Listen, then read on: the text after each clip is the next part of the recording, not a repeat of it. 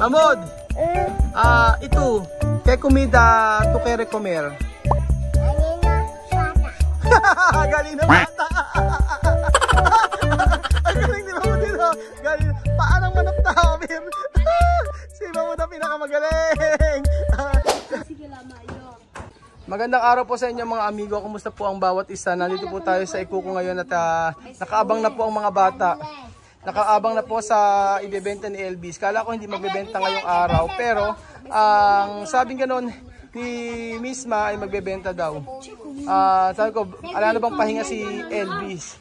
Kaya ewan ko kung ano ang ibebenta niya ngayon.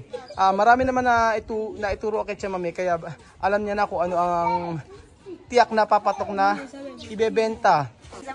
So ngayong araw pa mga amigo ay gusto kong tanungin yung mga bata dito sa lahat ng nakain nila na pagkain Pilipino, ano kaya ang gusto nilang maibenta ni Elvis. Ewan ko kung may natatandaan pa sila. Pero tingnan natin mga amigo kung ano ang gustong ibenta ng mga ni Elvis o ano ang gusto ng mga bata na kainin na ibinebenta na pwedeng ibenta ni Elvis. Misma, kada dia Elvis sa bendera comida, no? Comida Pilipino, comida Aquino. Keto kere comida de Pilipino o comida de Guineano, tukere para Elvis sa bendera. Kwek y banana-we. Ato ka resto. Aha. O gusto ron ni Misma ng kwek tsaka banana Q. Yun yung gusto niya na ibenta ni Elvis. Ayan si Bibian. Bibian, keto kere comida pwede vender Elvis. Tukere para vender Elvis. Pata de gallina. Pata de kanina. Prehir o barbacoa? Barbacoa. Barbacoa. O, hindi pa kasi kami nagtitinda ng hindi pa nagtitinda si Elvis ng paanang manok na iniihaw, yung pinirito pa lang po. Pero sabi ni Bibian, gusto ro niya iniihaw naman. Oh, papito. Ito papito. Alas frito con mayonesa. Alas frito. Sí. Pilones también. Sí. Gusto niya ay pakpak ng manok at saka legs ng manok. Ayan, si Mamod kaya. Mamod! Ito, kay comida to kay recomer. Galing na bata. Ang galing ni Mamod dito. Galing. Paanang manok na, Amir? Si Mamod ang pinakamagaling. Galing ni Mamod ha. Walang turo-turo yan, pero diretso sagot niya, paanang manok daw. Si Mamod daw uli ang favorite ko. Si Mamod daw uli ang favorite ko ngayon. Oh. Favorite ko na uli sa Mamod. Ayan na si Alima. Ano ba? Kulit naman itong si Mamod eh. Oh, keto ka re? Pata, kanina. Paanang manok daw ang gusto niya eh. Keto ka re? Pata, kanina. Paanang manok daw ang gusto ni Mamod. Pata, kanina. Alima, keto ka re comida para vender Elvis? Sardina con harina, freído. Sardina con? Harina. Fishball. Habla fishball. Fishball. O, sardinas daw na may harina. Fishball. Hindi niya alam sabihin. Fishball yun, fishball. Yung niluto namin nung nakaraang araw. Ito, Sophie. Adobo con arroz.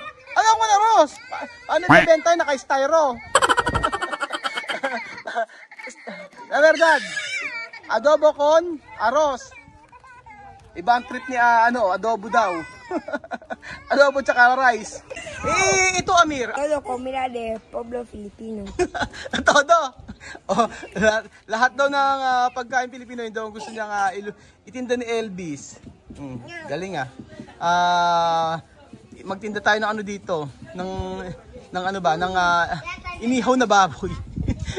Lechon o hito. Ewan ko. Kasi si Amir po mga amigo, siya po ang napakatakaw. Sobrang lakas pong kumain nito. Cuando tú comer panes, ¿cuánto panes tú puedes comer? 7. 7? Oh, 7 tinapay ang kaya niyang kainin, mga amigo. Grabe. Oh. Ito si Adrian, no? Cuando Elvis vender comida, nagtatawa lang ni Bubuy. Siya na kasi nakaano eh. Oh, Adrian, no? Kaya comida, Elvis, pwede vender. Pwede comida de Filipino o pwede comida de Guineano. Alas si banana we, alas si banana we. Ala si Banana we. Si. Oh, gusto ni Adrian noon. Banana Q daw. Oh, Iker, no?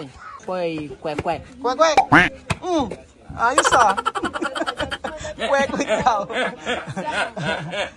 Oh, ito Bubuy, no? Patas de gallina y spaghetti filipino. Spaghetti Pilipino? Spaghetti daw, mga amigo. Baka yung Jollibee spaghetti na sinasabi, iniluto natin sa kanila. Oh. Oh, Cedric, no? Cuando Elvis vender comida. Alitas con buñuelo. Buñuelo y alitas. Buñuelo daw tsaka alitas. Yung donut po nila tsaka yung alitas, yun ang gustong bilhin ni Cedric. Sa hindi po nakakaalam, mga amigo, alam niyo po yung mga bata dito, kahit nagbebenta si Chamame, ay nagbibigay pa rin po siya, lalo-lalo na sa mga bata dito na hindi naman, wala namang kakayahan na bumili. So maaaring negosyo po, mga amigo. Ngunit kapag kumikita na sila Chamame, mga amigo, sure po yun, nagbibigay po siya. Yun ang kagustuhan ko po sa kila Elvis at saka kay Chamame. Bukod po sa kumikita na sila, nakakatulong pa po sila sa mga bata dito para po makakain ng syempre, minsan nagluluto tayo ng mga pagkain Pilipino tapos hindi naman nila mabibili. So kahit pa isa-isa pa, dalawa, nagbibigay siya. Lalo-lalo na sa mga taga rito. Hindi naman po malulugi, mga amigo, kasi sabi ko nga po sa inyo, kagaya po ng niluluto namin mga fishball, kwek-kwek, tubong lugaw po yon. Marami po ang kita, marami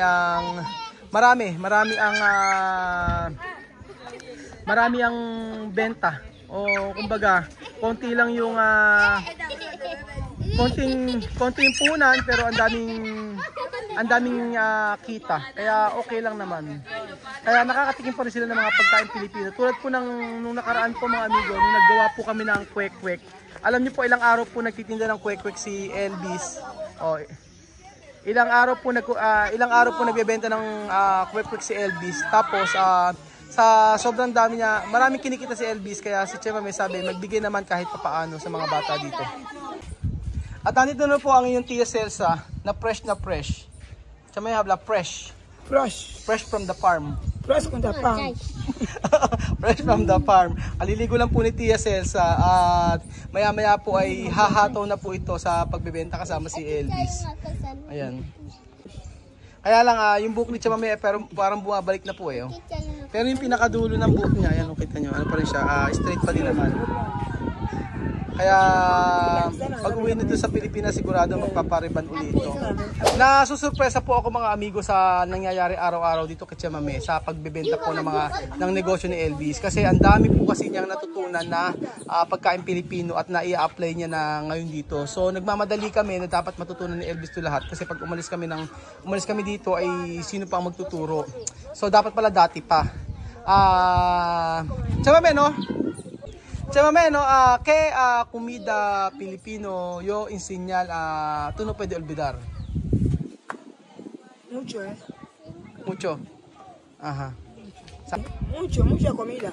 Mucho comida porque yo escribí. También mi cabeza ahorra mucho comida. Ajá. Yo escribí también recordar. Tú escribir, no? Ajá. Para no olvidar. Pero hay tiempo solo tú cocinar, pero tú no escribir. Cuando la noche así, cuando llega noche, terminar así, yo recordar, yo escribí todo. Por eso tú no olvidar.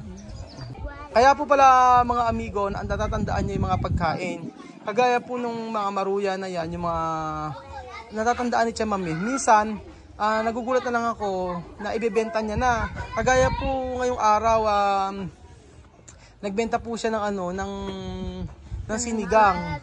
So nakakatuwa, 'di ba, na na-i-apply ni Chamame yung mga naituro natin. Hindi lang sa feeding program, pati sa negosyo ni Elvis, na-i-apply nila sa buhay nila. So, ako man po sabi ko nga kahit si Chamame umuwi man ng Pilipinas o bumalik siya dito, sigurado mabubuhay sila at mas giginhawa ang kanilang buhay dahil nga po sa mga naituro natin sa kanila. So ayun po mga amigo, alam natin ngayon kung ano yung mga gusto ng bata na itinda ni Elvis. At natutuwa ako mga amigo dahil yung mga bagay na ganito, yung pagtuturo natin ng pagkaing Pilipino para sa mga taga-ikuku. Dati sa feeding program, ngayon sa negosyo na, na-i-apply nila sa kanilang pang-araw-araw na buhay. Gaya ng pagnenegosyo. Salamat po mga kababayan ko sa walang sawa niyo pong panonood at pagsuporta sa ating video. Subscribe niyo po yung ating Facebook fan page, ang Pinay Equatorial Guinea, at saka i-like niyo rin po, share natin ang ating mga videos. Maraming salamat po at God bless po. Mabuhay po ang Pilipino saan mang, kung nasaan man po kayo sa sulok ng mundo.